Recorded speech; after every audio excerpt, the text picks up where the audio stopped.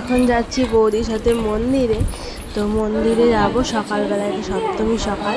তো চলো, পুজো এখন স্টার্ট হয়নি, ঘরটা ধোয়া হয়েছে। তো মন্দির থেকে বাড়ি যাবো। বেশ দারুণ গরম পড়েছে, প্রচণ্ড গরম। তো বাড়ি যেয়ে শসা বেগুনি খেয়ে নিলাম জল খাবারে।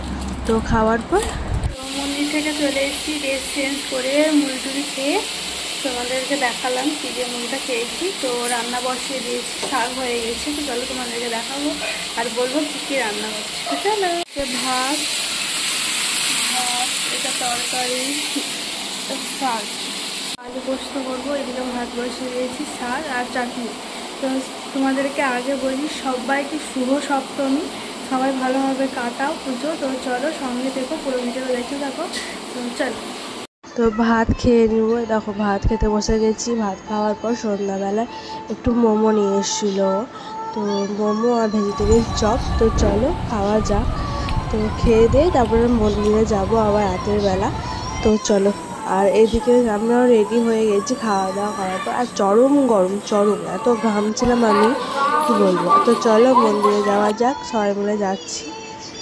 আমরা মন্দির মানে পাড়ায় অনেক ঠাকুর হয়, 3টে ঠাকুর। তো আমরা সব ঠাকুরই দেখবো একবার করে। তো চলো, এটা যাচ্ছিল আমাদের ভেতর পাড়া একবারে। তো চলো এক এক করে সব ঠাকুর দেখবো, তোমাদেরকেও দেখাবো। আর আমাকে কেমন লাগছে তোমরা কমেন্টে জানাবে, অবশ্যই জানাবে। তো চলো।